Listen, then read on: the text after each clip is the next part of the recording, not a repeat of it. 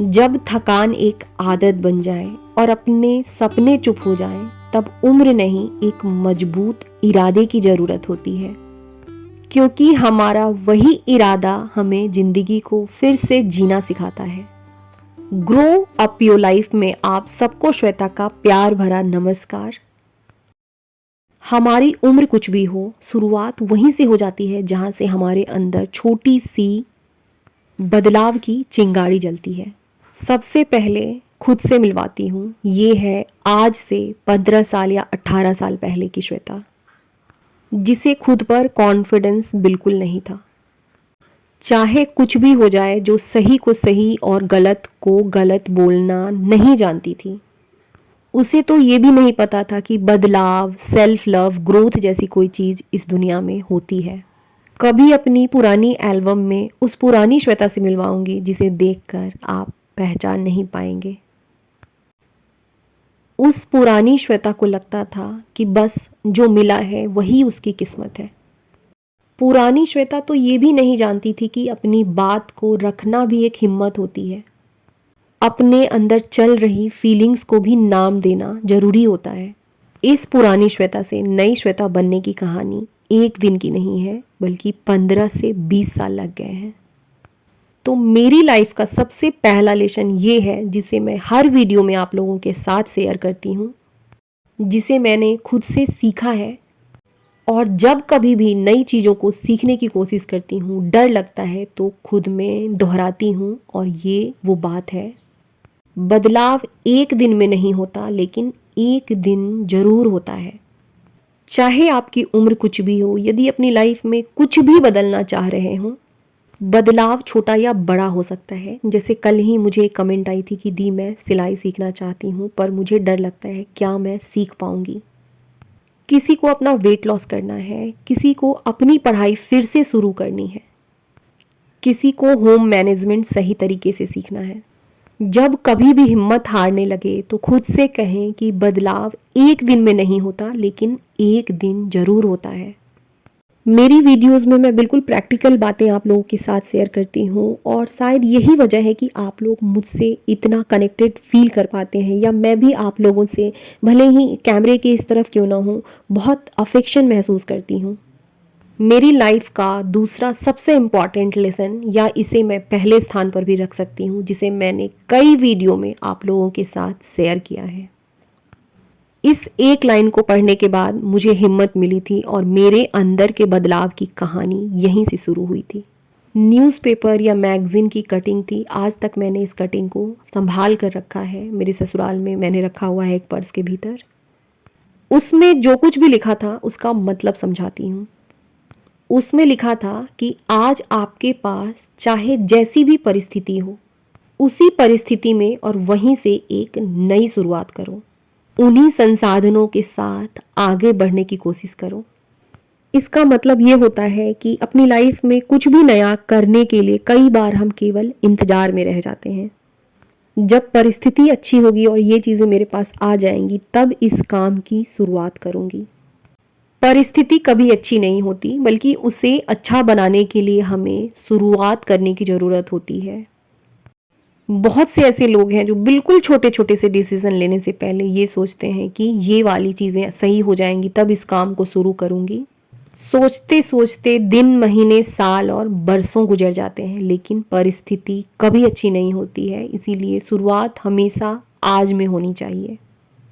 सिलाई सीखनी है आपको, आज से शुरू करें। अपना यूट्यूब चैनल खोलना है, आज से शुरू करें, चाहे आपके पास कैसा भी मोबाइल हो।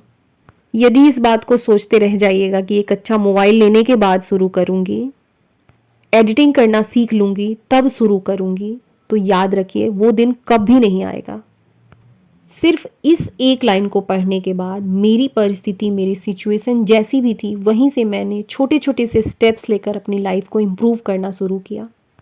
सबसे पहले अपने मेंटल और फिजिकल हेल्थ की केयर करनी शुरू की। पता नहीं इस एक लाइन को पढ़ने के बाद मेरे अंदर इतनी पॉजिटिविटी कहाँ से आ गई, इतनी हिम्मत कहाँ से आ गई, और धीरे धीरे मैंने खुद पर काम करना शुरू किया।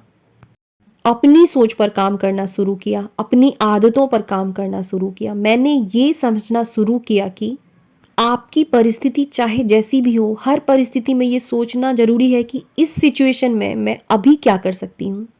जैसे छोटा सा एग्जाम्पल है और इससे रिलेटेड मुझे बहुत सारे कमेंट भी आते हैं, इसीलिए मैंने इस एग्जाम्पल को उठाया है। जैसे अगर कोई होम मेकर है और वो जॉब करना चाहती हैं, पैसे कमाना चाहती हैं, तो ज़रूरी नहीं है कि वो तुरंत घर से बाहर निकले और उन्हें जॉब मिल जाए। वो घर बैठे भी कुछ चीज़ों को शुरू कर सकती हैं, वक्त लगता है। जैसे यूट्यूब शुरू कर सकती हैं, पार्लर का कोर्स करके घर पर ही इसकी शुरुआत कर सकती हैं। और एक बहुत इम्पॉर्टेंट बात जो मैंने सीखी है, जब आपने अपनी लाइफ में किसी भी चीज़ की शुरुआत कर दी तो कंसिस्टेंसी के साथ उस काम को केवल करते चले जाना है। बहुत बड़े बड़े गोल्स खुद को नहीं देने हैं, 5 मिनट 10 मिनट से ही सही, लेकिन उस काम को हर रोज दोहराते चले जाना है। मान लीजिए कि आपने एक्सरसाइज की शुरुआत की है और वो बीच में ही छूट जाए, ये नॉर्मल है। बिना रिग्रेट फिर से उसे शुरू कर देने की ज़रूरत होती है। और एक बार जैसे ही उस काम को हम शुरू कर देते हैं, दिन में 5 मिनट या 10 मिनट उस काम को ज़रूर दें।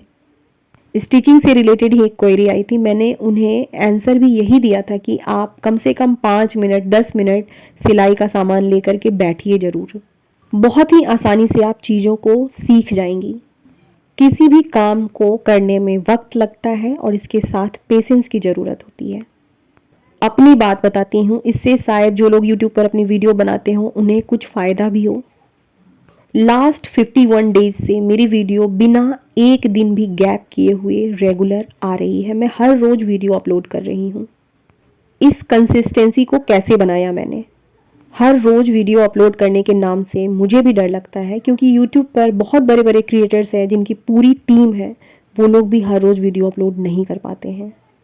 लेकिन मैंने ना खुद को बहुत छोटा टारगेट दे रखा है। मैं खुद से कहती हूँ कि जिस दिन बहुत लंबी वीडियो अपलोड नहीं भी कर पाऊँ, 1 मिनट या 2 मिनट की वीडियो अपलोड कर दूँगी।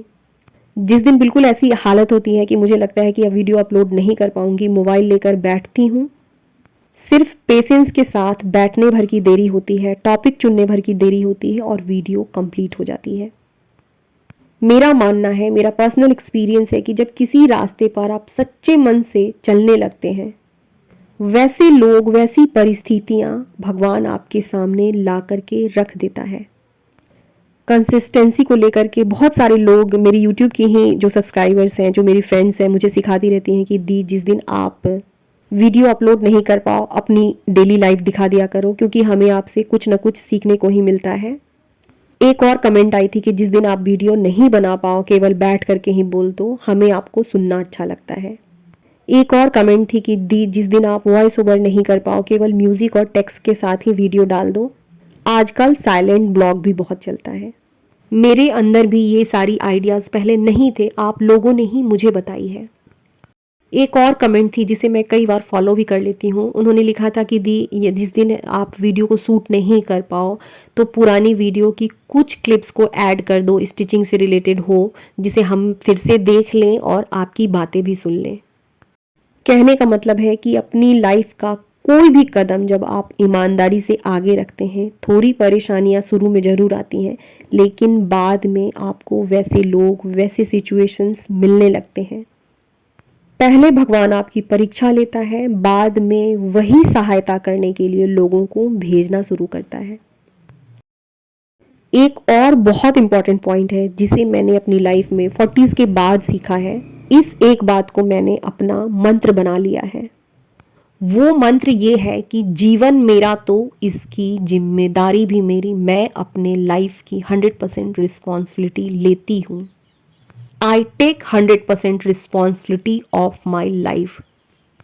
चाहे आपको अपने हेल्थ के ऊपर काम करना हो, चाहे आपको फाइनेंशियली इंडिपेंडेंट होना हो, चाहे आपको अपने घर को बिल्कुल सजा करके साफ सुथरा रखना हो, छोटी से लेकर बड़ी इच्छा जिसे आप अपनी लाइफ में लाना चाहते हैं, ये सिर्फ और सिर्फ आपकी जिम्मेदारी है, क्योंकि ये आपकी चाहत है।